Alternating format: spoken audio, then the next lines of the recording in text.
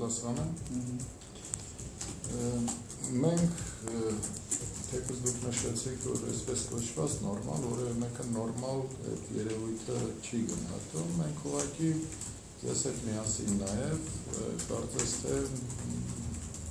բավականաչափ լավ հաշվարկում ենք, թե Ադրբեջանը ինչ կարող է անել ու նաև այդ հաշվարկների մեջ չունքեր ստալ։ Գիտեք, պատերազմը չի ավարտվել ու գիտեք, որ նրա գործողությունները ոչ թե թշնամական են, այլ որոշակի լոկալ տեղային, ասենք, նաև բնույթի բախումներ տեսնում ենք, որ լինում են, հա։ Եվ այս պարագայում, երբ որ ասում եք, մենք ուղղակի այլ երկ չունենք, քան լինել ուժեղ և անկախ ամեն ինչից ցանկացած նման գործողություն, որը կիրականացնի մեր թշնամի երկիրը, ուղղակի նրան ոչ թե արժանի հակահարված տալ, այլ մի բան էլ ավելին անել, հասկանում եք, և պատերազմի ժամանակ ու կարելի ժամանակ մի րոպե ասեմ, ուղղակի փլավ չեն բաժանում, հասկանում եք, ու երբ որ ասում եք, դուք պատկերացնում եք, իհարկե պատկերացնում եք, դուք չեք պատկերացնում, կռիվ ես անում, հիմա կռվի ժամանակ ինչ պիտի անես, փլավ պիտի բաժանես,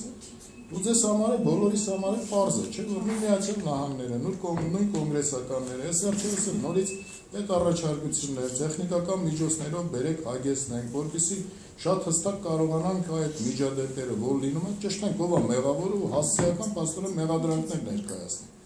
Աստիճանաբար ի վերջո հասնելու ես մի պահի, գալու ես մի պահի, երբ որ այդ ամեն ինչը իրականություն է դառնա։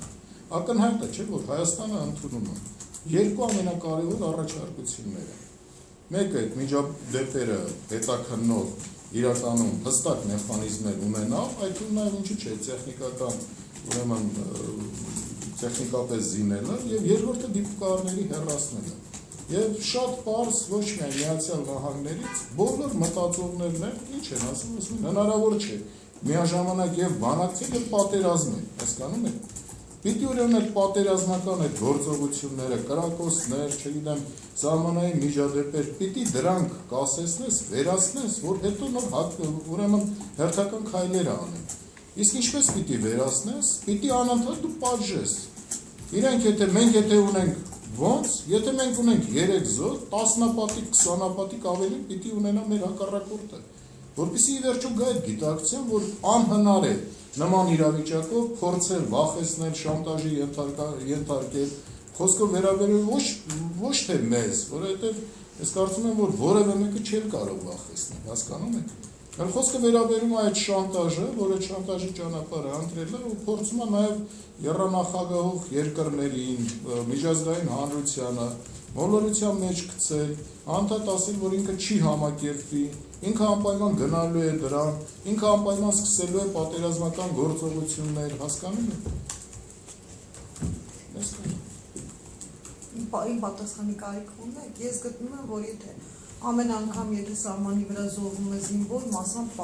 պարտվում է այդ երկրի դիվանագիտական և քաղաքական հիմնական վեկտորը, որովհետև յուրաքանչյուր, այսպես ասած, հիբրիդային պատերազմի զոհ, դա նախ և առաջ